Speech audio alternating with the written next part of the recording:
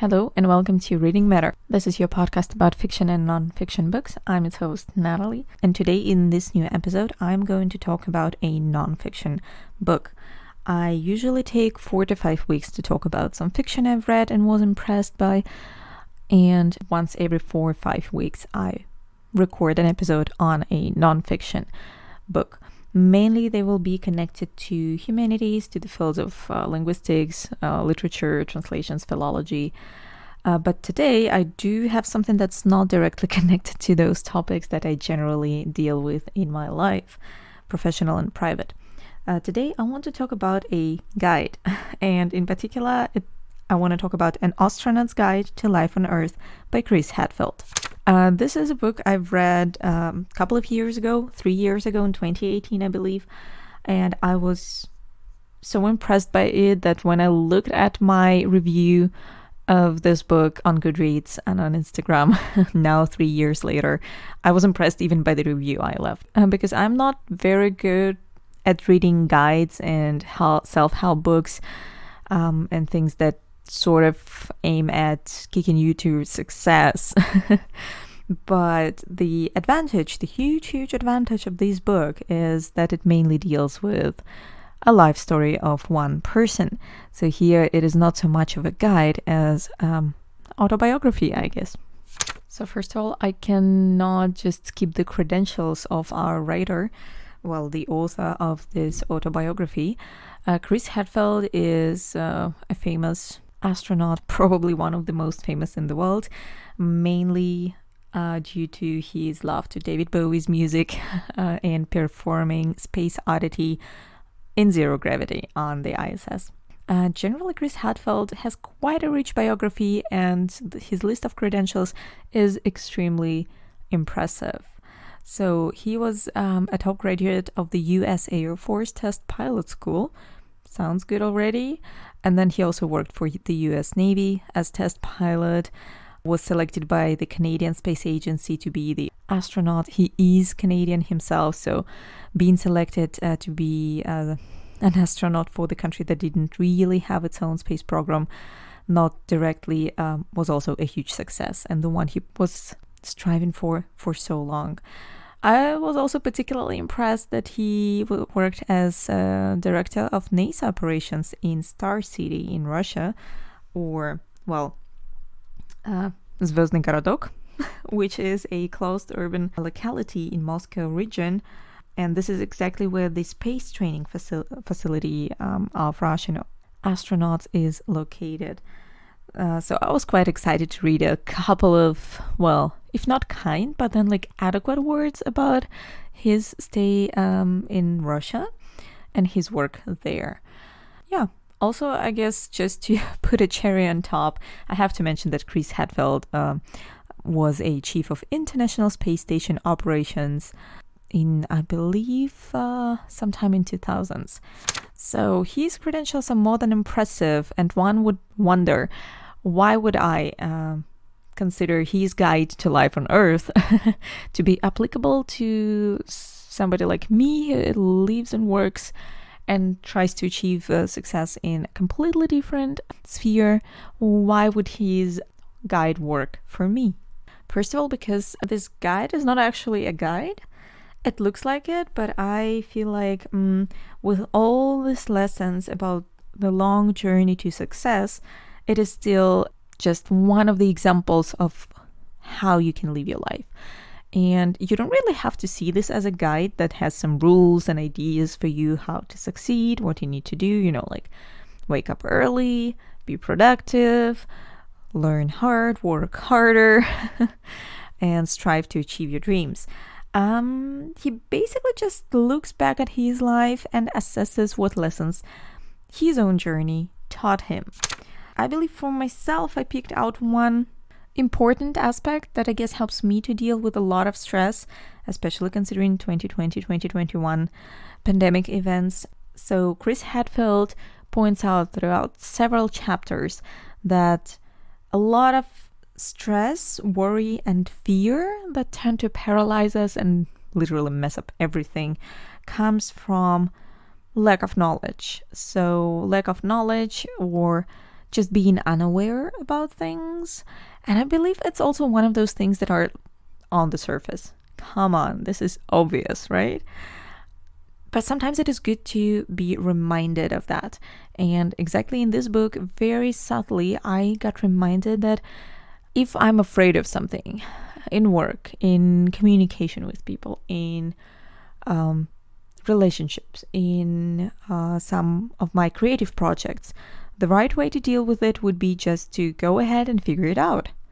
I don't have to, risk and start and just like throw myself headfirst into anything, but I just need to look around to find out a few things, to educate myself, to just basically make sure I could collect at least some knowledge. And when I know things, when I know processes, when I get to know people, I realize how this high level of stress goes down. I get more interested than stressed by whatever I'm doing. And this way, knowledge basically controls the stress and the fear. Another important aspect that, once again, also surprised me by its simplicity was an idea that you need to have a plan how to deal with your situation if something goes wrong. Which can sound a little bit defeatist in a way, because you really need to, when you embark on a journey to success, let's use this cliche. No, when you start anything, a project or new work or any sort of activity you plan to be successful at, just imagine what could go wrong. You really need to think about the potential outcomes if you fail, if things do not turn out the way you wanted them to turn out. And just imagine this and prepare for this. Have a plan for these kind of situations. And Chris Hadfield, he found it out the hard way, because his journey to becoming the Canadian astronaut was not that easy. He failed on several steps of the way, and at some point it was even looking grim for him because he was getting older. He had necessary credentials, but was just not picked up to be the astronaut for the missions. And basically, this is the moment when you really need to have, if not a backup plan, then just be prepared inside your own mind how to deal with this kind of case. Because if this one happens, then you're hit much harder when you're not prepared, when you did not see this coming. But if you've already analyzed, all right, what would happen if I fail, if things don't work out, then the impact of the stress of this hit is not going to be that strong anymore. Well, as I said, this book is more autobiography than a guide, but you still can get a lot of motivation and inspiration from it. At least I did. Now, a couple of words about format. I've actually quite enjoyed the fact that the book is divided into 3 parts that sort of reflect stages of a space flight. The first part is called pre-launch, then we have liftoff, and the last one, coming down to Earth. Which is also an important aspect that we don't really always think, because striving for success makes us plan, imagine, fantasize, strategize, but we never really see what's going to happen after this point of climax, after we return to Earth, basically, after success is achieved. What next? How to continue, how to keep the good and the positive outcomes. So I guess I enjoyed also the fact that Chris Hadfield, or whomever helped him to write the book, also touched on that. Chapter titles pretty much reveal what aspect of a guide, in quotation marks, to any kind of success in your life is going to be described here. For example, my favorite is, what is the next thing that could kill me? And this again connects to having a plan for a stressful situation or for a failure. Some might think and say that the situations that Chris Hadfield explains are very different from whatever we, lay people can face, because he is literally talking about the things that could kill you when you sit in a rocket that flies you out of the atmosphere to space, and other things that could kill you in space. When there is no air, where literally everything is extremely dangerous. So my level of stress went down immediately because I was thinking, well, yes, I am not at that level of risk. Definitely. And then if I prepare myself, if I even just consider other possible outcomes, I found out what's the next thing that could kill me, metaphorically speaking. I'm ready to deal with it, more or less. Right. So this was a short review for An Astronaut's Guide to Life on Earth. I enjoyed it immensely, but I do believe, as always, that it's best to read the book yourselves and make up your own opinion. I also quite enjoyed my edition because it had some pictures in it. Now it's full of stickers. Whoops, dropped the book.